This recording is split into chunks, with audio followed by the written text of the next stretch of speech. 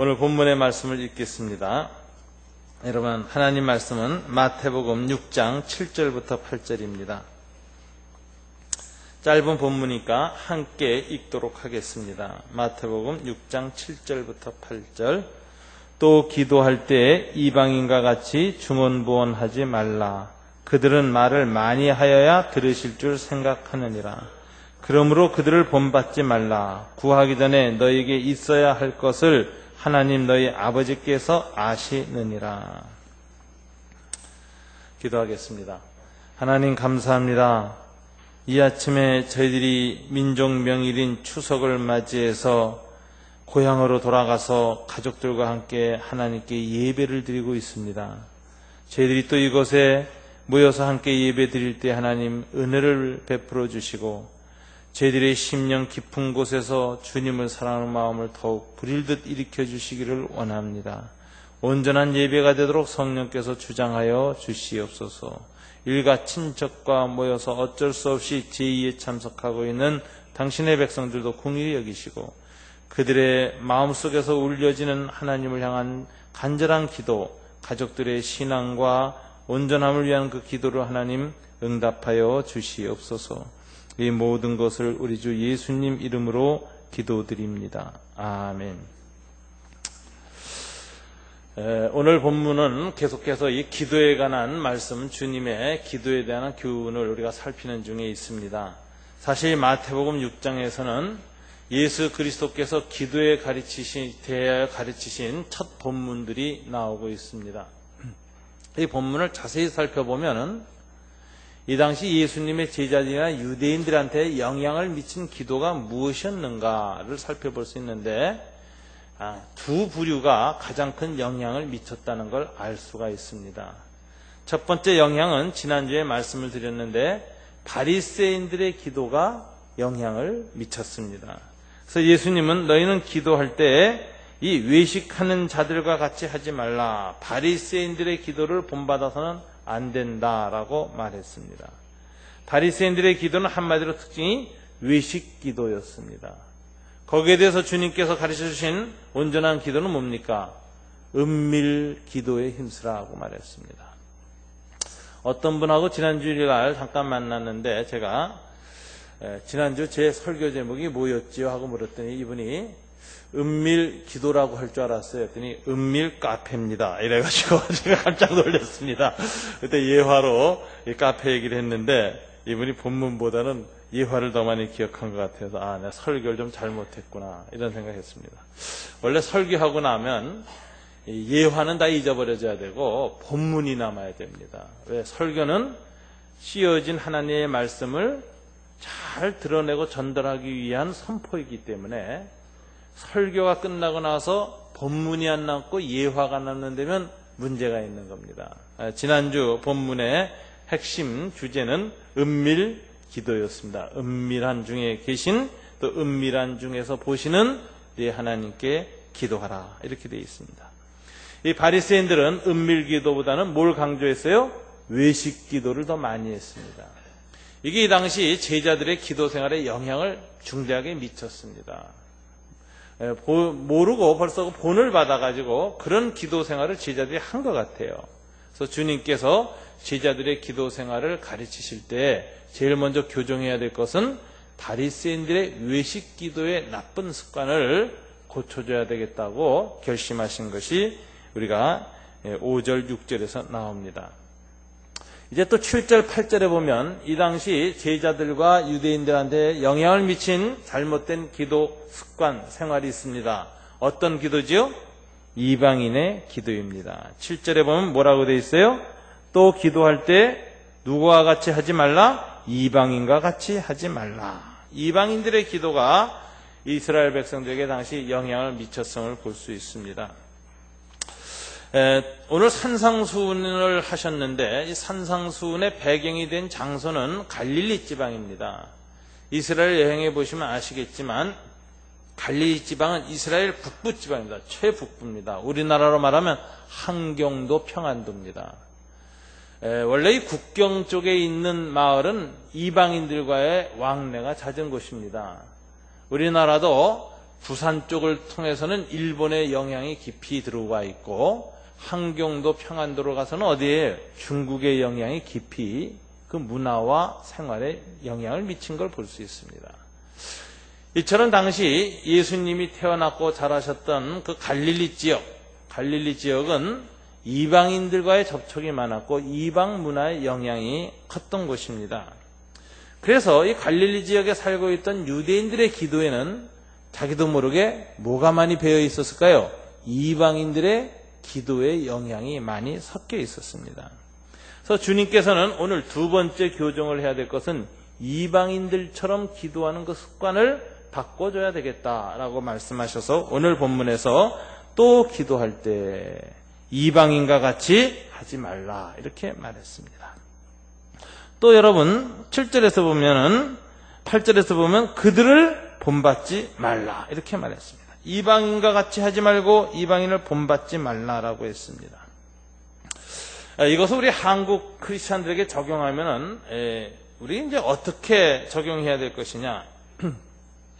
한국인의 기도 속에는 이 이방인의 기도, 즉 하나님의 계시가 없이 우리 민족 안에서 저절로 생긴 자생적인 잘못된 기도의 습관이 있습니다.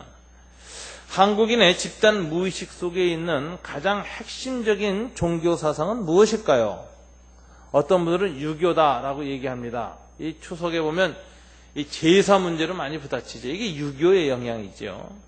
그 다음에 어떤 분들은 또 아니다, 불교다 이러는 분들이 있어요. 또 불교를 섬기는 분들은 불교의식과 또 기독교사의 부딪힘이 많습니다. 근데 여러분, 한국인의 집단 무의식 속에 있는 가장 원형적인 종교의식은 기독교도 아니고 유교도 아니고 불교도 아닙니다. 무엇일까요? 무속신앙입니다. 한국인의 원래 신앙의 원형은 무속신앙입니다. 이 무속신앙은 원래 단군신앙으로부터 내려오다가 단군신앙이 많이 타락한 다음에 생긴 것이 이 무속신앙이 되었습니다. 단군교의 그 기본적인 이념은 홍익인간이라는 개념이었는데 이 개념은 사실 기독교에서 수용이 가능한 굉장히 좋은 건강한 사상입니다. 그러나 이런 좋은 단군교의 단군이 우리 민족이 원래 있던 그 기본 민족의 사상하고는 달리 시간이 지나면서 이것이 점점 샤머니즘화, 무속화되어지는 특징을 갖고 있습니다. 이방인과 같이 또는 저희를 본받지 말라고 했다면 예수님께서 우리 한국의 그리스도인들에게 이 말씀을 바꿔서 말한다면 뭐라고 얘기할까요? 무당의 기도 생활을 본받지 말라. 아마 이렇게 말하실 것입니다. 이 무당의 기도 생활, 이게 뭡니까? 무속적인 기독교, 이건 무엇입니까? 이건 샤머니즘의 특징은 이 기복주의입니다. 한마디로. 기도를 하되 뭐를 위해서 기도를 하는 것입니까? 개인적인 안녕, 개인적인 번영, 개인의 욕망을 추구하고 그것을 이루기 위해서 기도하는 것입니다. 입신양명하고 자식들이 공부 잘하고 좋은 대학 가고 그리고 부자 되어지고 사회적으로 유명해지고 이렇게 해서 집안과 부모의 얼굴을 정말 빛나게 하는 이런 입신양명, 세상의 출세, 집안의 흥황 이런 걸 목표로 해서 기도하는 것이 가장 대표적인 샤머니즘적 기도입니다. 그래서 저는 오늘 본문을 보면서 그런 생각을 했어요. 주님이 오늘날 한국 기독교에 오셔서 주님의 제자들인 저와 여러분에게 오늘 본문을 가지고 말씀하신다면 먼저 너희는 기도할 때 무당과 같이 하지 말라. 그들을 본받지 말라. 이렇게 말씀하실 것 같습니다. 사실 이 샤머니즘은 모든 우리 민족에 들어온 고등 종교를 다 타락시키는 특성이 있었습니다. 불교가 들어와서 초기에는 그 불교의 정신이 국가와 민족에 많은 좋은 영향을 줬습니다만은 샤머니즘화 후기 되면서 불교는 굉장히 미신, 토속신앙으로 발전했습니다. 그래서 불교에 가서 불공을 드릴 때에도 보면은 개인적인 평안이나 집안의 평안을 위해서 기도하는 일들이 점점 커져서 호국불교라든가 혹은 민족을 흥황해하고 이 세상에 정말 자비를 실천하는 이런 불교의 원래의 정신보다는 개인의 축복, 집안의 번영을 기원하는 종교로 굴러떨어지면서 불교가 고려 말에는 오히려 점점 사회 혼란의 원인이 된 걸 볼 수가 있습니다. 그래서 불교도 초기에 그 사상이 다 타락하고 썩어지고 나중에 혹세무민하는 종교가 되어진 이유는 이 샤머니즘화되는 과정에서 일어났던 것입니다. 유교도 마찬가지입니다. 유교는 원래 고상한 철학이고 굉장히 합리적인 철학입니다. 그래서 이 유교가 이시조선의 창업 이념이 되었다는 것에 대해서 많은 사람들은 이 유교가 16세기, 그러니까 서양의 16세기하고 비슷하죠. 우리가 조선 창건 상황이 16세기에 서양의 합리주의가 들어온 것과 똑같은 일이 동양의 조선에서 일어났다라는 것입니다. 왜? 유교는 철저한 합리적인 종교이기 때문에, 철학 종교이기 때문에 그래요. 그래서 이런 합리적인 이런 사고 체계를 가지고 국가 통치를 해나갔고, 그다음에 그 합리적인 윤리와 가치관을 가진 선비들이 나라를 이끌어갔다고 하는 것은, 이건 이 조선 사회라는 것은 굉장한 소위 동아시아의 르네상스를 이룬 그런 것이다라고 아주 높이 평가를 합니다. 그래서 우리가 유교 국가의 전통을 갖고 있다는 건 굉장히 자랑할 만한 전통입니다.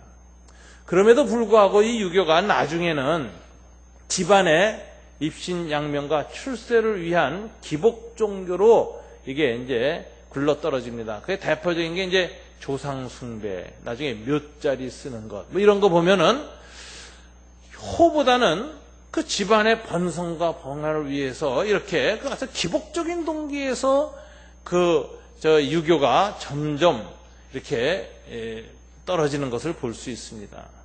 그래서 유교의 이 정신은 사라지고 잘못된 이런 것들이 넘어가지고 나중에는 우리가 이 구한말에 가면 유교가 우리 사회나 민족을 이끌어갈 수 있는 정신 철학에서 너무 멀어지고 백성들과 사람들의 마음속에서 멀어졌고 사대부리나 왕들이 자기네의 기득권을 유지하기 위한 하나의 통치 이데올로기로 굴러떨어졌습니다. 그래서 그 당시에 동학이 일어나거나 갑오경장이 일어나가면서 신흥 문물을 받아들일 때 많은 사람들의 마음속에는 더 이상 유교는 이 나라를 새롭게 할 수 있는 철학이나 정신이 아니다라고 포기를 해버렸습니다. 이유가 뭘까요? 유교의 샤머니즘화라는 것입니다. 그래서 구한말에 새롭게 우리 민족을 살릴 수 있는 정신 가치가 무엇인가라고 해가지고 근대 선각자들이 받아들인 것이 기독교입니다. 기독교가 이 땅에 들어와서 근대 문물을 일으켰고 정말 유교 사회의 신분, 산업공상이라는 이런 구질서를 다 무너뜨렸고 인간은 남자나 여자나 할 것이 다 평등하고 귀하다는 이 인간에 대한 이 정말 존엄성을 높였고 그다음에 여성과 모든 사람들한테 근대 교육을 가르쳤고 이렇게 해가지고 오늘날 근대화의 모든 기초를 기독교 정신이 놓기 시작했습니다. 그래서 이 반봉건 그 다음에 반외세, 일본에 의해서 우리나라가 식민지 일제 침략을 당해가지고 고통받을 때 독립운동을 했던 대부분의 사람들이 또 기독교인들이었습니다. 그래서 반봉건과 반외세 속에서 새로운 이 민족을 살릴 수 있는 정신적 가치로 기독교가 근대 100년 전에 선각자들에서 깊이 받아들여져서 자리를 잡았고 3.1운동을 통해서 기독교인들이 나라와 민족을 위해서 헌신적으로 죽어가면서 독립을 위해서 애쓰는 것을 보고 그때서 비로소 기독교는 외래 종교가 아니라 우리 민족을 구원하는 종교, 민족 종교의 자리를 잡은 것이 사실입니다. 이처럼 나라를 살리고 민족을 구하는 종교로 받아들여졌던 이 기독교가 점차 60년대, 70년대, 80년대 지나면서 어떤 종교로 타락했습니까? 개인의 축복과 개인의 번영과 잘 먹고 잘 살게 되게 하는 도구로서 기복주의화되는 경향이 심히 나타났습니다. 그러니까 저와 여러분이 아무리 신앙생활을 지금 잘하고 있지만 우리들이 열심을 내는 것에 대해서 우리의 선조들 100년 전에 선비들, 선조들이 보면은 타락했다고 땅을 치고 통곡하는 거예요. 한국교회가 어떻게 이렇게 타락했는가? 민족과 시대와 이 백성을 구원하는 이 종교로서의 장엄한 가치를 저렇게 개인화하고 사유화하고 축소시키고 좁아져 버렸고 이기적이 된 오늘날의 한국 기독교에 대해서 주기철 목사님 이런 분들이 하늘에서 땅을 치고 통곡할 것이라고 생각합니다. 여러분, 오늘날 저와 여러분의 기독교 의식은 굉장히 태화한 기독교 신앙의식을 갖고 있다는 반성을 해야 합니다. 이 모든 것 중에 하나는 우리 민족 안에 있는 아주 하나님 없이 형성된 귀신들과의 접촉을 통해서 형성된 아주 이기적이고 개인적인 신앙의식이 있으니 그것을 우리는 무속신앙 혹은 샤머니즘이라고 부르는 것입니다. 이것이 이렇게 우리 민족의 정신을 굉장히 축소시켰습니다. 개인적이고 이기적이고 물질적인 존재로 만들어버렸습니다. 이것이 특별히 70년대, 80년대 이후 물질 성장주의가 등장한 이 경제적인 이런 상황으로 바뀌면서 우리 한국 사람들의 마음속에는 물질에 대한 욕심이 더 가득 찼고 물질이 없다는 것 때문에 불행하게 느끼고 물질이 없다는 것 때문에 자살하는 이런 세태를 만들어내고야 말았습니다. 이럴 때의 무속신앙, 이 물질의 축복을 구하는 신앙은 더 깊이 정말 짝이 맞았습니다. 그래가지고 기독교 안에도 이런 기독교가 흥황하고 이런 복음을 가르치는 교회에 사람들이 많이 모이고 예수 믿고 축복받았다고 간증이 쏟아지는 교회에 수많은 사람들이 몰려가서 예수 믿고 복 받으십시오 하면 아멘하고 또 최근에는 예수 믿고 부자 되세요 그러면은 더 큰 소리로 아멘하는 이런 기형적인 기독교로 변화됐다는 것을 우리는 알아야 됩니다.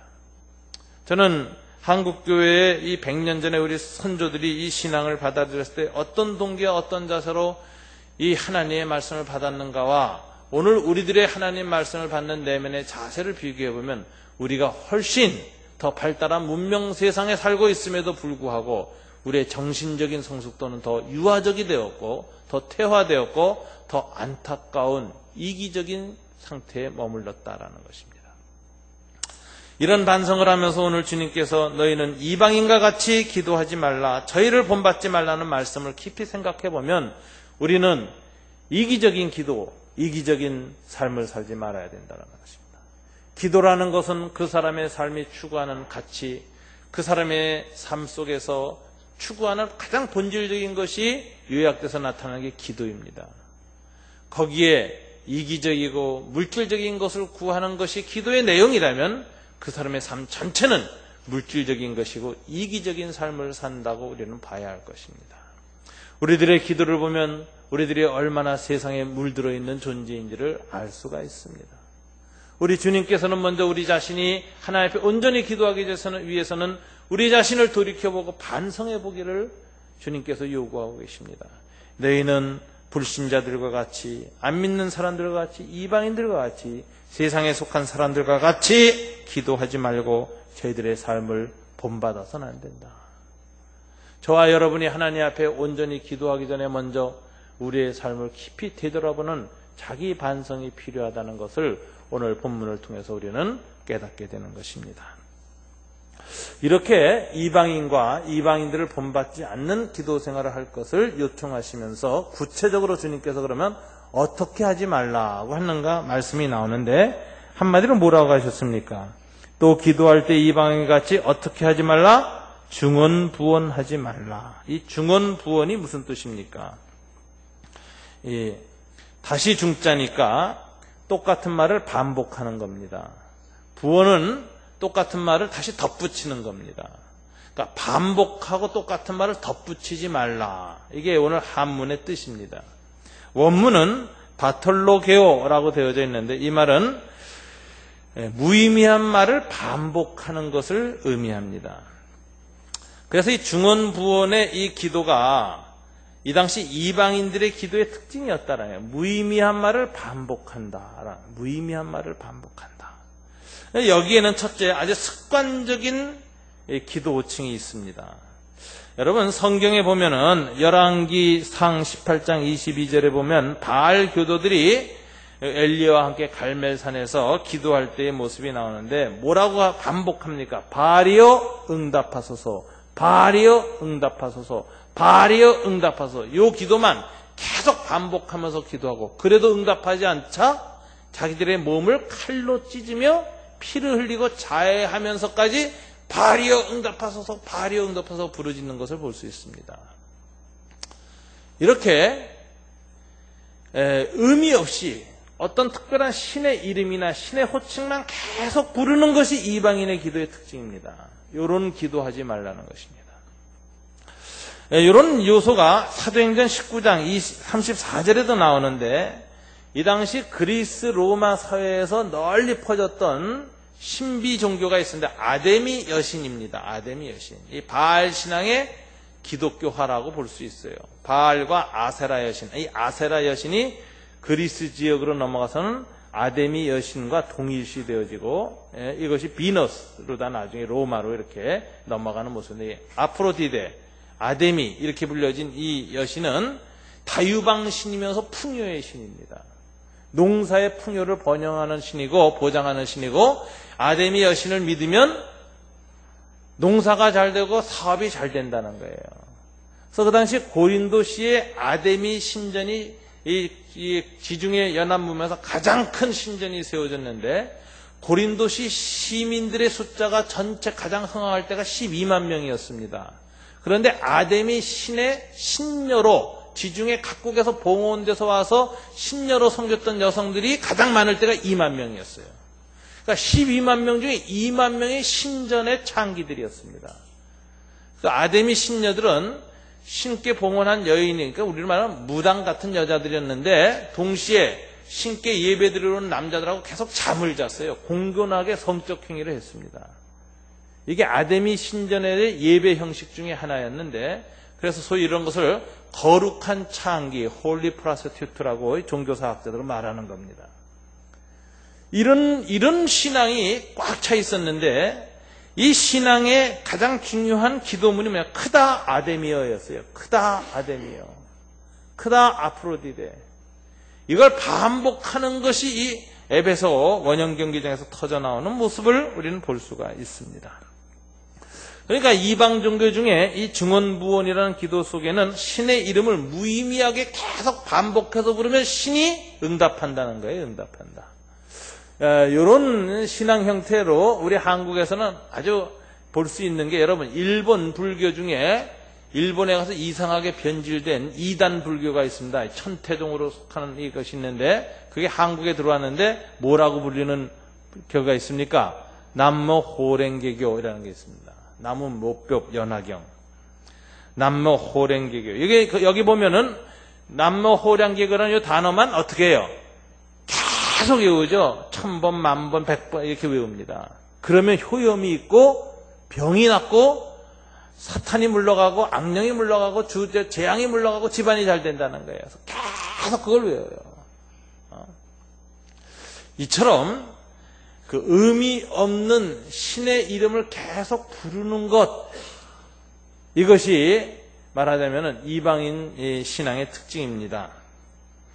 불교도들도 불경을 외울 때 그 의미를 깨닫고 외우는 불교도들이 많지 않습니다. 불경을 공부한 사람들은 깨닫고 하는데, 그저 이것이 기복주의화되고 샤머니즘화되면은 의미도 모르고 그냥 그 주술 외우듯이 불경을 외우는 사람들이 많이 있습니다.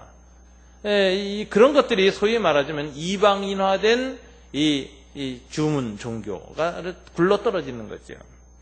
자, 이것이 그럼 기독교에는 없느냐? 기독교는 없느냐? 기독교에도 있습니다. 뭐가 있습니까? 이렇게 하는 거죠. 기도할 때 습관적으로 주여, 주여, 주여 이렇게만 하는 거예요. 이 주여 기도 답답할 때 크게 3번, 주삼창 기도라 그러죠. 손 들고 주여, 주여, 주여 하고 기도하면은 속이 좀 시원하고 막힌 기도문이 열리는 특징은 있습니다. 근데 습관을 자꾸 그렇게만 들이면은 무의미하게 주여, 주여 이렇게만 부르짖는데, 이런 것들이 말하자면 주님이 보시기에 이방인의 영향을 받은 기도라는 것입니다. 우리 마음속에 그런 자세가 있습니다. 여러분, 그 외에 이처럼 무의미한 신의 이름이나 어떤 신앙의 대상의 이름을 계속 반복해서 부르는 이런 이방인의 요소가 우리 안에 있을까요? 중언부언의 요소가 우리 안에 생겼을까요? 여러분, 첫째는 이런 것입니다. 신의 이름을 부르는 것 자체가 신비한 능력과 힘이 있다고 믿는 겁니다. 이것을 주문 종교라고 하는 거죠. 주문 종교. 그래서 여러분 일본의 옴진리교라는 거 들어보셨죠? 옛날에 그 큰 사건이 일으켰지 않습니까? 거기에서는 교인들이 모이면 옴 하고 옴을 외쳐요. 근데 원래 이게 인도 산스크리트어거든요. 그래서 옴마니 밤메 홈 이렇게 계속 외우고 주문 외우듯이 하는데, 어떤 분들은 이런 얘기를 해요. 옴이라는 소리를 계속 내면 그것이 우리의 뇌파하고 영향이 있고 우주 파장하고 가장 그 맞는 소리가 옴이라는 소리다. 이렇게 얘기하죠. 옴을 계속 외우는 동안에 우리 안에 초능력이 생긴다. 뭐 이런 얘기를 하는 사람들이 있습니다. 그래가지고 이제 옴 하는 이런 기도가 있는데 이게 주님이 보기에 이방인의 기도입니다. 이게 중언부언하는 기도입니다. 기도 자체에 어떤 신비적인 것이 있다고 생각하는 겁니다. 제가 이 기도에 대해서 도전을 받기 위해서 이제 우리 한국교회 기도의 초대교회 아버지였던 길선주 목사님의 그 책을 봅니다. 근데 이 길선주 목사님이 성균관 유명한 유학자였던 길재 선생님의 19대 손이었어요. 길씨가. 그러니까 아주 유학 집안이었고 어렸을 때 한문 공부를 많이 하고 입신 출세를 하려고 했는데 갑오경장이 실패로 돌아가고 나라가 일본한테 넘어가는 이런 그 구한말의 과정을 거치면서 유학의 뜻을 잃어버립니다. 이 사람이. 유학을 공부하면 뭐하나. 이 나라가 이렇게 어지럽고 임금은 저렇게 정말 나라를 다스리지 못하고 각처에서 밀란은 일어나고 관리들은 유학을 배운 선비나 관리들은 다 그 가렴 주고 하고 백성들을 그냥 그 고통을 주는 이런 사람들이 내가 뭐 하려고 유학을 공부하나. 이러한 유학의 뜻을 포기합니다. 이러던 사람이 이 주문을 하는 신앙생활을 이제 접하게 되는데, 난 길선주 목사님이 이렇게 그 동양 종교에 익숙한 분인 줄 몰랐어요. 그 아들이신 길진경 목사님이 쓴 자서전을, 아마 길선주 목사님에 대한 최초의 자서전인데, 이걸 제가 읽으면서 이분이 참 종교성이 풍부했구나 하는 생각이 듭니다. 이분이 너무 삶이 허무하고 자기가 뜻을 듣던 유학이 그 허무한 걸 깨닫고 나니까 회의에 빠져가지고 방황을 하는 중에 종교 생활하는데 뭐냐면 맨 처음 민간 종교를 접하게 됩니다. 그런데 이게 중국 종교예요. 외래 종교 중에. 관성교의 보고문을, 그러니까 19살 때 1만 번을 외우는 신앙생활을 합니다. 근데 관성교라는 게 뭐냐면은 관우를 섬기는 삼국지는 관우를 섬기는 종교예요. 우리나라의 관성교의 흔적이 지금 남아 있습니다. 어디에 남아 있는지 아십니까? 저 종로 동대문을 넘어가서 숭인동으로 넘어가다 보면은 돌담길이 있는 옛날 어떤 묘 같은 게 있습니다. 종묘도 아니고 그걸 동묘라 그래요. 동묘. 혹시 아십니까? 그 동묘가 관우를 모신 그 자리입니다. 저는 어렸을 때 그 동묘 부근을 가끔 갈 기회가 있었는데 간오절이 되면 한국의 여자들이 그 동묘 마당 앞에서 큰 그네를 만들어서 그네를 띄고 이렇게 했고 전국의 무당이 모여서 관우를 섬기는 무당들이 모여서 거기서 큰 제를 지내는 것을 가끔 봤어요. 그 흥미가 있어서 그 동묘를 들어가 보면 동묘 안에 관우를 이렇게 만들어서 섬기는 우리나라에 유일하게 있는 중국 민간 신앙입니다. 이게 관성교입니다. 여기에 보고문이라고 하는 주문이 있는데 간우를 청하는 주문이에요. 그러니까 간우 장군 오셔서 도와주십시오. 이 귀신들을 물리쳐 주십시오 하는 주문입니다. 이거를 1만 번이나 19살 때 외웠다. 이런 기록이 나와요. 그 다음에 20살이 되어서는 이분이 천도교를 접하게 됩니다. 또 천도교의 도사 중에 창일도사라는 분을 만나게 되는데 이분이 가르쳐주신 주문이 있었는데 산신차력이라고 하는 주문을 받아가지고 7일 동안 밤낮으로 송독했다라는 기록이 나와요. 그래가지고 강령을 체험했다라는데, 강령이라는 건 이런 뜻입니다. 영이 내려온다는 거예요. 한울교, 그러니까 천도교에서는 일정한 그 주문을 외우면 한울림, 하늘에 계신 우리 민족의 했던 한울림의 영이 임하여서 힘을 얻게 되어지고 마음의 평안을 얻게 된다라는 건데, 이 강령 체험이라는 건데, 이 강령 체험을 하게 됩니다. 한울림의 영이 내려 그 마음의 평정을 회복했다, 이런 이 기록이 나와요. 그 다음에는 좀 더 발전합니다. 21세에는 장득천 선생을 만나가지고 주문을 배웠는데, 구령 3종 주송법이라는 것과 삼령 주문을 받아가지고 도교에 입문합니다. 그래서 이제 노자 장자 쪽으로 들어갑니다. 그래가지고 대성산 수덕사와 상원 백운암에서 100일 기도를 해요. 100일 동안 이 주문을 외워요. 솔잎을 먹으면서. 이래가지고 이분이 도 같습니다. 도 같아서 도인이 됩니다. 그 다음에 심신이 맑아지고 건강해진 다음에 이 양반이 몸을 건강해야 되겠다라고 생각해가지고 수차력을 연마했는데, 이 연마를 산속에서 해가지고 신비한 힘을 얻어서 이 길선주 목사님이 유명한 장사가 되죠. 이 통나무 목침을 주먹으로 부수고 다다미 방망이를 비틀어서 부쉈다 그래요. 그러니까 엄청난 힘을 가진 이런 도사가 된 거예요. 도사가. 길선주 도사가, 길도인이 아주 유명한 도인이 됩니다. 이분이 이런 식으로 이제 이 종교성을 닦아왔어요. 그랬다가 이제 제가 좀 이따 소개했습니다. 성령 체험을 하면서 하나님을 향한 제대로 된 기도를 배우는데, 이 길선주 목사의 기도 생활이나 이런 걸 보면은 이방인의 기도에 영향을 받았던 분들이 초기에 좀 있었다는 것을 볼 수가 있습니다. 주님께서는 우리의 일상생활에서 이처럼 중언부언하는 기도, 즉 습관적인 기도 혹은 주문 외듯이 하는 기도를 주님께서는 하지 말라고 합니다. 기독교에서 주문 외듯이 하는 기도에 영향이 있죠. 뭐가 있습니까? 저희 어머니가 처음 예수 믿으실 때 보니까 기도를 모르시니까 주기도문을 계속 외워서 하루에 10번, 100번씩 하시더라고요. 제가 가만히 보니까 주기도문의 뜻은 생각 안 하시고 기도문만 계속 외우시는데, 이게 마치 무슨 경을 외우고 불경과 주문 외우는 식으로 외우시는 거예요. 이런 것들이 좀 우리가 생각할 때 말하자면 중언부언하는 기도 중에서 이방인들의 경외듯이 하는 기도, 이게 문제가 있는 겁니다.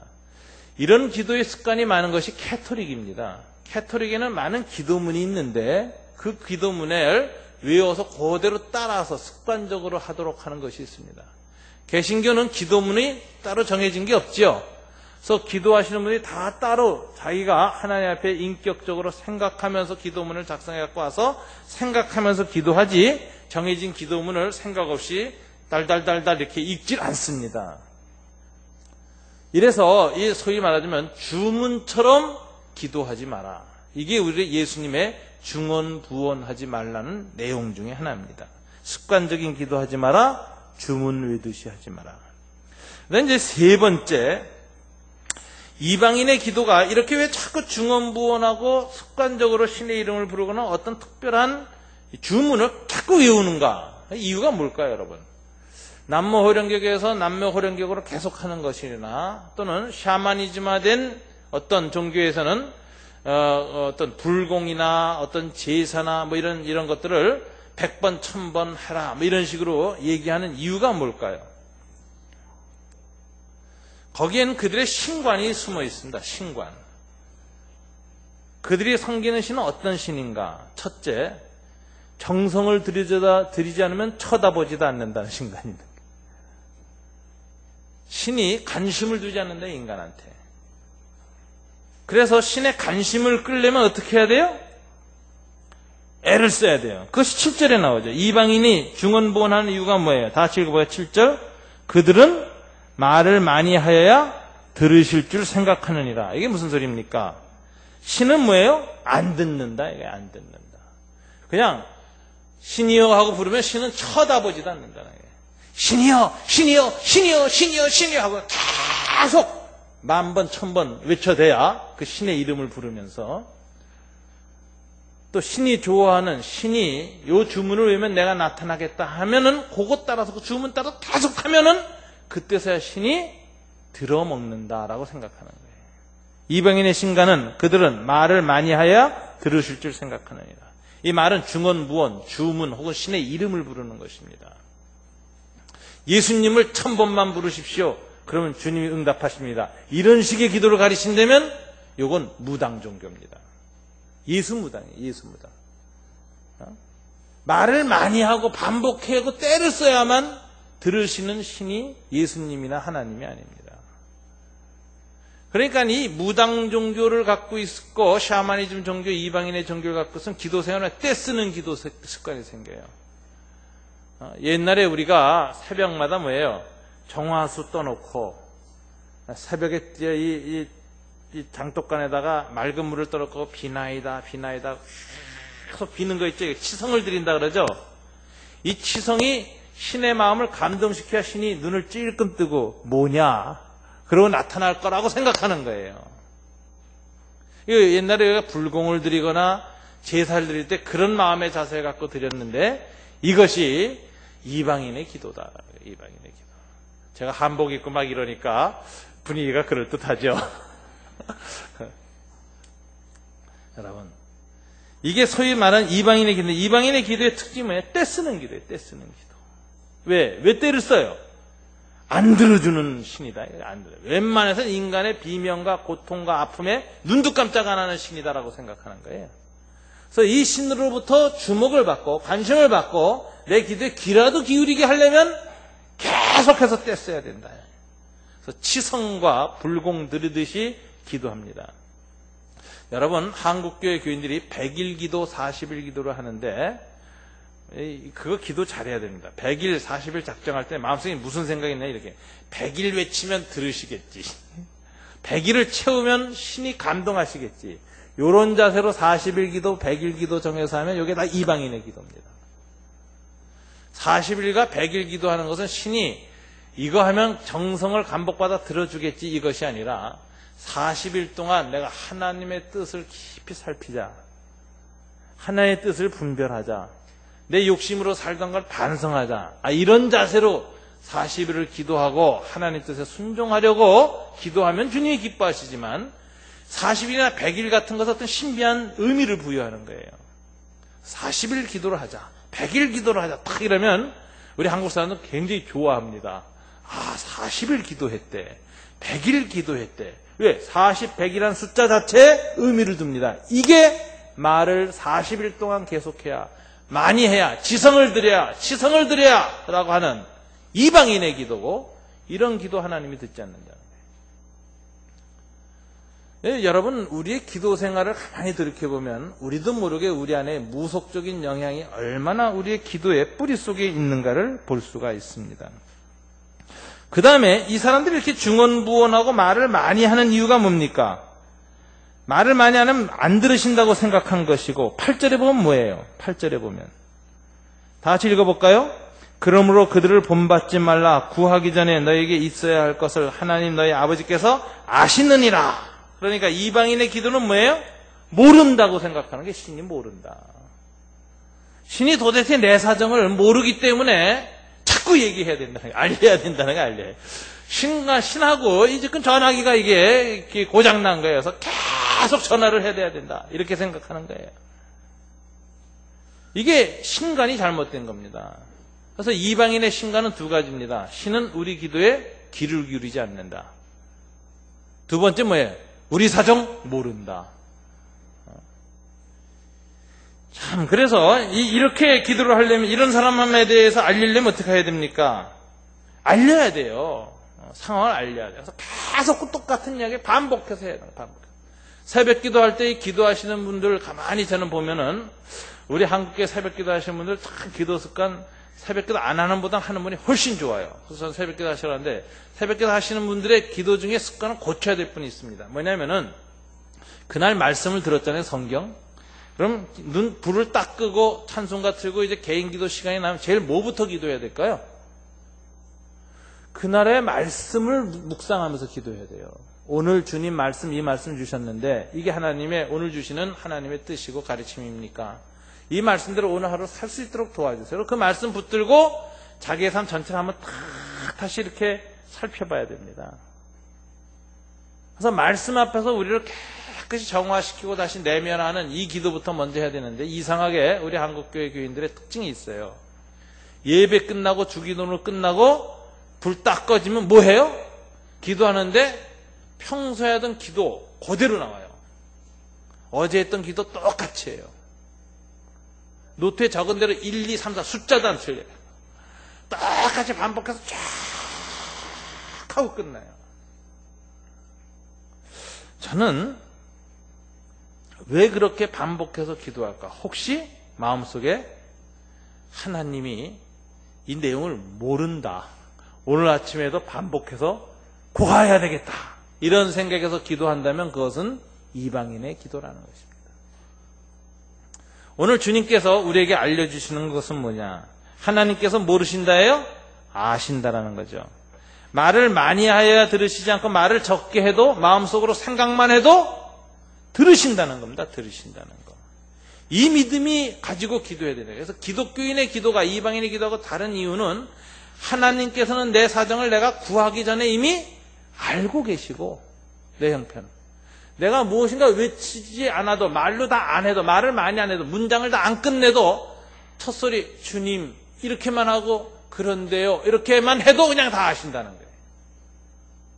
하나님은 이렇게 말이 적어도 말이 없어도 들으시고 다 고하지 않아도 아신다라는 믿음을 가지고 기도해야 이방인과 같이 하게 된다. 여러분, 기도하러 나올 때 하나님 내 사정 정말 모르시는군요, 속상합니다, 그러고 와서 기도하는 거 이해가 갑니다, 그렇게 시작하세요. 그러나 기도하면서 넘어가야 할 것은 하나님은 내 사정 다 아신다. 그리고 하나님은 내가 소리 높여 외치지 않아도 내가 답답할 뿐이지 하나님은 다 알고 계신다. 다 들으셨다. 내 마음의 신음소리, 내 마음의 고통소리, 내 마음의 비명소리도 다 이미 들으셨다. 내가 뭐 필요한지 알고 계시다. 내가 만들어가는 하나님 바로 이런 분이다라는 그 믿음을 가지고 나아가야 이방인처럼 중언부언하지 않겠다라는 것입니다. 전도서 5장 2절에 이런 기절이 있습니다. 너는 하나님 앞에서 함부로 입을 열지 말며 급한 마음으로 말을 내지 말라. 하나님은 하늘에 계시고 너는 땅에 있음이니라. 그런즉 마땅히 말을 적게 할 것이니라. 자, 이걸 가지고 기도를 하려면 우리 이방인처럼 기도하는 습관이 들었던 사람들은 기도 생활 못하겠다, 답답하다 그래. 답답하다. 우리는 기도하면 어떻게 되냐면 이제 통성기도부터 시작해야죠. 쫙 해놓고 막 소리 지르고 외쳐야 됩니다. 개구리 기도, 바글바글바글바글. 그래야 기도문이 열려서 뭐 바글바글바글바글해요. 그런데 오늘 주님께서는 하나님 앞에 나와서 어떡하라고? 함부로 입을 열지 마요. 생각 안 하고 그냥 되는 대로 쫙 하고 속에 있는 대로 막 속상한 것 같은 거 막 쏟아놓는 이런 기도 하지 말라는 거예요. 이거 이방인의 기도고 무당들이 하는 기도고 살풀이하고 푸닥거리 할 때 하는 기도다. 그런 기도 하지 말고 함부로 입을 열지 말고 급한 마음으로 죽겠습니다 하고 막 급해서 막 땅을 치고 통곡하고 막 이런 식으로 하지 말라는 거예요. 우리의 기도는 그런 요소가 많아요. 그런데 너는 마땅히 말을 적게 할 것이라. 말을 적게 하라는 말은 기도를 적게 하라. 기도는 길게 오래 하더라도 말을 적게 하라. 말을 적게. 말을 적게 하고 오래 기도하라. 이게 한국 사람이 못하는 기도예요. 한국 사람은 오래 기도하려면 말을 오래 해야 돼. 그럼 우리 교회에 오래 기도하는 분들 보세요. 오래 기도는 다 말을 오래 합니다. 기도 습관이 그렇게 들어서 그래요.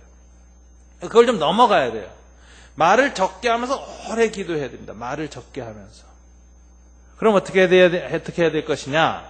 여러분, 오늘 주님께서 오늘 이방인의 기도를 본받지 말라 하고 그럼 어떻게 기도해야 되냐? 이방인의 기도와 다른 크리스찬의 기도는 무엇인가를 오늘 본문에서 얘기하고 있습니다. 자, 8절 다시 한번 읽어볼까요? 시작. 그러므로 그들을 본받지 말라. 구하기 전에 너에게 있어야 할 것을 하나님 너희 아버지께서 아시느니라. 자, 이방인의 기도와 그리스도인의 기도는 뭐냐? 아들의 기도다. 아들의 기도. 하늘에 계신 너희 아버지라는 걸 예수님이 강조하고 계세요. 아버지. 너희는 자녀가 아버지에게 나아가듯이 그렇게 기도해야 된다. 하나님과 부자 간의 관계 속에서 기도해야 된다. 근데 이 아버지가 어떤 아버지예요? 내게 민감한 아버지예요. 내가 아빠가만 해도 뭐 필요한지 알아요. 자식한테 민감하고 사랑이 많은 아버지는 자식이 아빠 하면 탁 보는 순간에 알지요. 알았어 내가 해줄게 이러죠. 우리의 뭐 형편을 이미 다 아십니다. 이미 다 들으셨습니다. 그런 아버지를 향한 기도인데 그 아들의 기도를 해야 된대요. 아들의 기도. 그래서 여러분, 이방인의 기도와 달리 아들의 기도라는 건 어떤 기도냐? 아들의 기도. 자, 미성숙한 자녀는 어떻게 기도합니까? 필요를 위해서 기도합니다. 여러분, 성경은 필요를 위해서 기도하는 것을 나쁘다고 하지 않습니다. 다만 필요를 구할 때 어떤 자세로 구해요? 아들로서 구하라. 아버지에 대해서. 안 듣는 신, 쳐다보지도 않는 신한테 떼쓰듯이 하셔서 기도하지 말고 자녀로서 아버지한테 아버지 전 이것이 필요합니다 라고 하는 자녀로서의 인격적인 태도를 가지고 아버지에 대한 믿음과 신뢰를 가지고 기도하는 것, 이게 첫째 필요합니다. 두 번째, 신뢰가 약할 때 어떻게 기도하죠? 떼씁니다. 여러분, 아이들이 미성숙할 때는 어떻게 돼요? 부모한테 어떻게 해요? 떼쓰죠? 떼쓰는 아이들 많이 보죠? 그러면은 부모들이 이렇게 봐가지고 야, 저건 안 사줘야 되는데 생각했다가도 떼쓰면 할 수 없이 하지 못해서 주지요. 근데 그 떼쓰는 아이들한테 줘버릇하면 결과가 어떻게 됩니까? 아주 나빠요. 아주 나빠요. 요즘 우리 민숙이 새벽마다 묵상하는데 이스라엘에서 떼쓴 거 있어요. 만나 싫다. 고기 먹고 싶다고 떼썼죠. 그래서 메추라기가 주어졌죠. 결과는 어땠습니까? 아주 나빴습니다. 고기가 잇새에 끼어서 목으로 넘어가기 전에 하나님의 재앙이 임해서 죽어요. 잇새에 메추라기 고기가 낀 백성들이. 이 자녀들이 미성숙할 땐 때를 씁니다. 그런데 여러분, 오늘 주님이 얘기하는 것은 이방인의 영향을 받거나 미성숙한 자녀가 아니라 성숙한 자녀의 기도를 하라는 거예요. 성숙한 자는 어떻게 합니까? 기도할 때. 성숙한 자는 아버지와 시간을 많이 갖습니까? 안 갖습니까? 많이 갖습니다. 이 성숙하지 않은 자녀는요, 추석 때도 안 찾아봬요, 부모님. 전화도 안 해요, 외국에 있는 놈들이 또. 저는 어저께 그래도 전화 받아가지고 기분이 좀 좋습니다. 성숙한 자는요, 갈수록 부모님과 대화를 많이 하려고 해요. 제가 요즘 이렇게 보니까 저희 어머니들 이렇게 보니까 이제 나이를 드셔서 자꾸 옛날 얘기를 많이 하세요. 그러면 어머니하고 옛날 얘기 많이 해야 됩니다. 다 아는 얘기지만, 이게 우리 어머니가 그 옛날 얘기라 그렇게 이거 젊었을 때 얘기나 이런 거 돌이켜보고 싶구나. 엊그저께 또 이 앨범을 또 열심히 만드셨어요. 사진을 다 다시 들고 오셔서 저한테. 저 길선주 목사님 전기 보고 있는데 앨범이 한칸 들고 있어서 앨범 꺼내고 얘기를 하셔요. 그래서 제가 책 내려놓고 가서 소파에 앉아서 앨범 보면서 어머니, 이 앨범 좋다, 이 사진 좋다, 다 했어요. 그러고 나니까 또 이제 기분이 좋으셔서 들어가시는 거예요. 성숙한 자녀는 어떻게 해요? 하나님과 대화를 많이 합니다. 그래서 성숙하지 못할 땐 뭐 달라 그럴 때나 나타나요. 필요할 때나 나타나요. 떼쓰러나 나타나요. 나타났다면 떼쓰는 거야. 그런데 성숙한 자는 뭐예요? 아버지의 마음을 헤아립니다. 부모님의 뜻을 생각합니다. 부모님의 감정을 이해하려고 합니다. 그걸 배려합니다. 이게 성숙한 자녀의 기도예요. 성숙한 자녀. 우리 김현수 선교사님이 지난번 우리 수련회 때도 기도해서 가르쳤어요. 그래도 내게 기도해야 된다. 하나님은 우리에게 필요한 걸 이미 다 알고 계시고 다 준비하고 계셔요. 그런데도 어떻게 해야 할 때 기도를 줘요? 기도할 때 줘요. 왜 그럴까요? 떼쟁이로 만들려고? 아닙니다. 대화하고 싶어서. 자식과 대화하고 싶어서 다 갖추고 있는데도 와서 대화하고 얘기하고 아버지의 뜻도 살피고 아버지의 마음도 살피는 그 자식한테 주겠다는 거예요. 하나님이 우리의 필요한 거 이미 다 알고 계십니다. 악소리만 나도 뭐 필요한지 알고 계시고 다 염두에 두고 계시고 그걸 다 주실 수 있는 능력이 있으신 분입니다. 그런데도 주님께서 기도하지 않고선 주시지 않는 이유는 우리를 떼쟁이로 만들려고 하는 것이 아니라 우리를 욕망을 추구하는 이 존재로 만들려는 것이 아니라 아버지와 인격적인 대화를 하는 참다운 관계가 있는 자녀로 만들기 원하시기 바랍니다. 하나님과 대화를 통해서 하나님과의 만남을 통해서 하나님과 인격적인 관계를 해나가기를 원하는 것입니다. 주님께서는 자녀의 기도를 요구하신다는 게 오늘 본문의 결론입니다. 성숙한 자녀가 좀 되라는 거예요. 아버지와 대화하는 자녀가 되라. 그래서 바리새인들의 기도에 대해서는 외식 기도가 아니라 은밀 기도를 가르치셨고, 이방인들에 대해서는 이방인에 벗어나서 어떤 기도를 하라? 자녀의 기도를 하라고 가르쳐요. 자녀의 기도. 자녀의 기도를 해라. 이방인처럼 기도하지 마라. 그래서 이 아들의 기도는 어떻게 기도해야 되느냐? 말을 많이 안 해도 됩니다. 조금만 해도 됩니다. 그러나 아버지와의 관계 속에서 기도해. 진실하게 아들로서 인격적인 기도를 하는 거예요. 인격적으로. 그러나 여러분, 인격적인 기도라는 건 뭐냐? 생각을 해야 됩니다. 먼저 생각. 아버지의 뜻, 아버지의 마음을 헤아리고 기도해야 돼요. 아버지의 마음을 헤아리지 않고 하는 기도가 이방인의 기도거든요. 아버지의 마음을 헤아리려면 어떻게 해야 됩니까, 여러분? 아버지의 마음을 헤아리는 성숙한 자녀의 기도를 하려면 어떻게 해야 돼요? 성경만 읽어야 돼요. 성경만 읽어야 돼요. 성경에 아버지의 마음이 실려 있어요. 아버지의 생각이 실려 있어요. 여러분, 길선주 목사님이 이방인의 기도에서 이제 크리스찬의 기도, 자녀 기도로 넘어가는 과정이 나타나 있는데, 길선주 목사님이 자기의 같이 도를 닦던 김종섭이라는 사람이 먼저 예수 믿어요.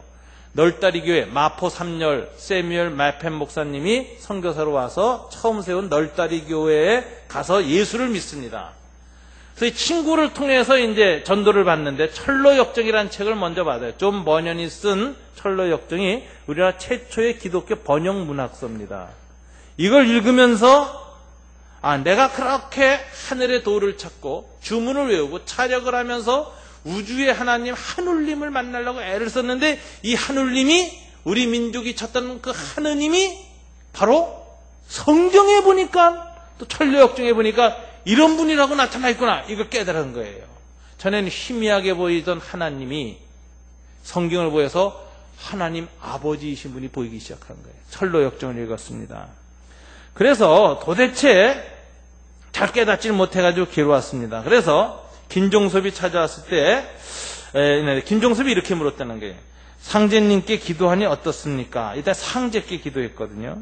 오히려 번민만 늘었습니다. 그러면 하늘 아버지께 기도하십시오. 그러니까 길선종섭이 이렇게 대답했습니다.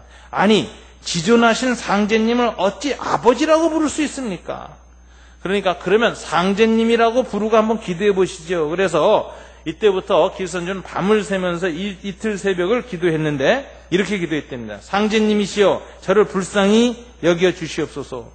여러 해 동안 정성을 다하여 신뢰하고 공부하던 선도는 의심이 가고 사람들이 말하는 예수교 도리가 영생의 진리인지는 아직 깨닫지 못했습니다. 저는 지금 괴로워서 죽을 지경입니다. 저를 불쌍히 여겨주셔서 마음에 안정을 주십시오라고 기도하였고, 마지막엔 이렇게 간절히 기도했다는 거예요. 예수가 인류의 참 구주인지 알려주옵소서 상제시오 라고 상제님께 기도를 했는데, 여러분 여기서 놀라운 체험을 합니다. 새벽 1시 사방 귀뚜라미가 울어대는 소리가 깊은 그 밤에 목숨 걸고 하나님 앞에 땀을 흘리며 예수가 인류의 참 구주인 줄 알려달라고 기도했는데, 갑자기 청아한 옥피리 소리가 방을 진동하더니 굉음이 요란하였다, 이런 얘기가 나와요. 하나님께서는 사람한테 맞춰서 하는 것 같아요. 요즘 애들한테는 하나님이 나타나도 옥피리로 나타나자고 아마 저거 드럼 두들기셔서 쫙 임재하실지 모르겠어요. 근데 이 길선주 목사한테는 청한 옥피리 소리와 함께 하나님이 임재하셨는데, 그때 공중에서 자기를 부르는 소리가 들립니다. 길선주 목사는 너무나도 무섭고 떨려서 엎드린 채로 이렇게 기도했습니다. 나를 사랑하시는 아버지시여 제재를 사하여 주시고 저를 살려주옵소서. 이게 존 버넷의 철로역정을 읽어서 이 기도가 나오는 거예요. 아버지라는 기도가 나오고 죄를 사해야 되는 기도가 나옵니다. 그때 비로소 마음이 열리고 입이 터져 하나님을 아버지라고 부를 수 있었다. 하나님 아버지 저는 죄인입니다. 아버지라고 부르는 순간 스스로 죄임이 깨달아졌고 그때부터 하염없이 눈물을 흘렸고 대성통곡하고 회개하였다라고 되어 있습니다. 그러면서 깊이 회개하고 심령의 평안을 누려서 그 다음날 널다리 교회에 출석합니다. 김종섭이가 첫 출석한 길선주를 그날 대표 기도를 시켜요. 첫 출석해서 대표 기도해서 얼마나 은혜롭게 하나님 아버지 은혜를 감사하여다 하고 부르짖고 이 제 자식을 죄를 용서하시고 구원하신 아버지시여 감사하여다로 기도했는지 온 널다리 교회 교인들이 그때 큰 감동을 받았다. 이게 길선주 목사님의 첫 번째 기도입니다. 로마서에 뭐라고 하냐면 성령께서 우리로 하여금 아버지라 부르짖게 하신다. 이렇게 돼 있어요. 로마서에. 성령이 임하시면 제일 먼저 흔적이 뭐냐면 하나님을 상제시여 하느님이시여 이렇게 부르던 사람이 뭐라고 부르게 돼? 하나님을 아버지라고 부르게 된다. 왜? 성령이 임하셔서 확신시키는 것은 하나님은 이제 더 이상 하늘에 계신 무서운 두려운 존재가 아니라 나를 무한히 사랑하시고 내 필요한 거 다 하시고 나를 감싸 안으려고 하시는 아버지시라고는 하나님의 부성을 깨닫게 하는 것이 성령님의 첫 번째 사역이다. 성령이 임하셨다는 증거는 하나님을 아버지로 부르는 겁니다. 길선주 목사가 그 체험을 했어요. 그래서 길선주가 이방인의 기도에 그렇게 하던 이 사람이 성령의 기도를 받아서 하나님이 원하는 기도를 처음 드릴 땐 자녀의 기도를 드린다. 자녀의 기도. 자녀의 기도를 들으면서 그 마음속에 자녀됨이 마음속에 생기니까 길선주는 그 다음부터 이 거듭나자마자 뭘 했는지 아세요? 길선주 목사님 굉장한 분입니다. 제가 보면서 생각을 많이 하게 됐어요. 100일 기도를 했어요. 이게 이제 이 도인 기질이죠. 100일 기도를 했는데 100일 기도를 하면서 전과는 달리 뭘 읽었느냐? 주문을 외운 것이 아니라 성경을 연구했습니다. 100일 동안에 신구약 성경을 한 번 끝냈어요. 저 예수 믿자마자 100일 만에. 그래놓고 1897년 8월 10일 27세 되는 해에 세례를 받습니다. 신구약 성경을 완독하고. 이러니 참 하나님이 이분을 나는 좀 쓰려고 기다린 것 같아요. 이겨우 조사가 되기까지 우리로 말하자면 예수 믿고 나서 우리로 말하면 장로님 될 때까지입니다. 조사. 장로님 될 때까지 신구약 성경을 몇 번이나 20번 읽었습니다. 20번. 일생 동안 신구약 성경을 30번을 통독하였고 창세기와 에스더 이사야서는 540번을 읽었고 요한계시록은 1만 번을 읽었고 요한서신은 500번을 읽었으며 매일 새벽 5시에 기도하고 밤 10시에는 성경을 깊이 읽다 잠들었다. 평생을 그렇게 했다는 거예요. 이게 이방인의 기도를 벗어난 길선주 목사님의 사례입니다. 아들의 기도를 해야 된다는 게 오늘 본문의 교훈이에요. 이방인처럼 중언부언하지 말고 주문 외우고 하나님이 내 기도를 내 사정을 모른다고 생각해서 막 부르짖고 떼쓰는 이런 기도를 하지 않고 성숙한 아들의 기도가 되어야 하는데 아들의 기도를 하려면 뭐예요? 하나님의 생각을 알아야 돼요. 뜻을 알아야 돼요. 하나님의 능력을 알아야 돼요. 하나님의 마음을 알아야 돼요. 하나님의 뭘 기뻐하시고 하나님의 정서를 알아야 돼요. 이게 지정의 인격적인 기도예요. 이 기도는 어떻게 오느냐? 성경으로 온다. 그래서 여러분 철야 기도하거나 새벽 기도하거나 심야 기도할 때 항상 기도의 중심에 뭐가 있어야 돼요? 말씀이 있어야 됩니다. 이것을 유명한 명상가들은 중심 기도라고 해요. 중심 기도. 여러분의 중심 기도가 있어야 돼요. 그날의 말씀이 있어야 되고 그 달의 말씀이 있어야 되고 그 해의 말씀이 있어야 돼요. 평생의 말씀이 있어야 돼요. 그 말씀을 항상 붙들고 그 말씀을 중심으로 해서 기도해야 돼요. 그래서 말씀 없이 기도하면은 중언부언하는 이방인의 기도로 변질됩니다. 욕망의 기도가 되고 생각 없이 하는 기도가 되고 습관적인 기도가 됩니다. 오늘 주님이 원하시는 기도는 생각 없는 기도가 아니에요. 습관을 하는 기도가 아니에요. 생각하며 기도하라. 뭐를?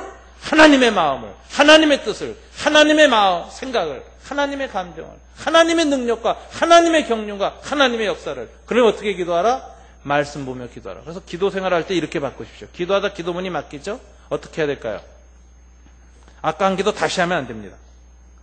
주님, 막혔습니다. 처음부터 다시 합니다. 다시 뚫습니다. 이렇게 기도하지 마시고, 기도문이 막히고 기도가 안 되고 중언부언하거나 말해서 잡념이 일죠? 그럼 즉시 어떻게 돼요? 불 켜고 성경 읽으세요. 우리 기도 생활을 이렇게 바꿔야 됩니다. 성경을 읽으면 10분, 20분 성경을 깊이 읽다 성경이 차면 깨달아지면서 또 기도가 나와요. 성령께서 성경을 통해서 기도 제목을 줘요. 그래서 아버지의 생각, 아버지의 뜻, 아버지의 마음에 합한 기도를 자꾸 받아서 하는 기도 생활을 해야 돼. 이렇게 하면 오래 기도하는데도 말을 많이 하지 않으면서도 하나님의 마음에 합한 기도를 해요. 이게 원하는 자녀의 기도예요. 아버지의 자녀의 기도라고.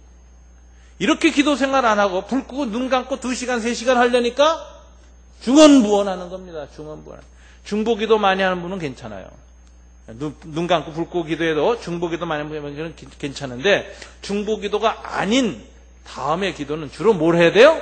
말씀을 중심으로 한 기도를 하도록 애써야 합니다.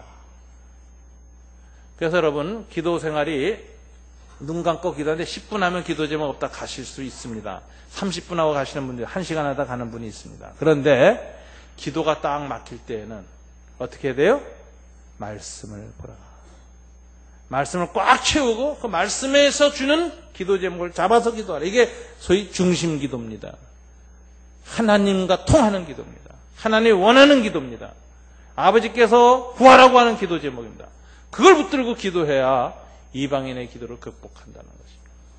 저와 여러분, 오늘 주님께서 바리새인의 외식 기도를 극복하기 위해서 은밀 기도를 힘쓰라. 두 번째, 이방인의 기도를 극복하기 위해서 말을 많이 하는 기도를 극복해라. 어떻게 하라? 자녀의 기도를 하라. 어떻게 해라? 말씀을 깊이 묵상하여 기도하는 기도 습관을 키우라. 그것이 바리새인과 이방인을 넘어간 참다운 하나님의 자녀의 기도다라는 것을 여러분 마음속에 새기시기를 주님 이름으로 축원합니다. 기도하겠습니다. 하나님 아버지 감사합니다. 오늘 이방인의 중언부언하는 기도를 본받지 않는 하나님의 자녀의 기도란 무엇인가 다시 깨닫게 하셔서 감사합니다. 우리 마음속에 우리의 잘못된 기도 생활의 뿌리들을 다시 교정하게 도와주시고, 우리 기도 중에 혹시 이방인과 같은 동기와 자세에서 형성된 잘못된 기도 습관은 없는지 돌이켜보게 하시기를 원합니다. 하나님 앞에서 말을 많이 하기보다는 하나님의 뜻에 합한 인격적인 기도를 할 수 있도록 도와주시기를 원합니다. 하나님의 말씀에 기초한 기도가 우리 속에서 터져나오도록 하여 주시기를 원합니다. 우리의 필요와 욕망을 추구하는 기도가 아니라 주님의 나라와 그 뜻을, 그 의를 구하는 기도가 성경 속에서 아버지의 자녀다운 기도가 솟아 일어나도록 축복하여 주시옵소서. 그래서 하나님이 기뻐하시는 참된 기도자 될 수 있도록 저희를 교정시켜 주시옵소서. 예수님 이름으로 기도드립니다. 아멘.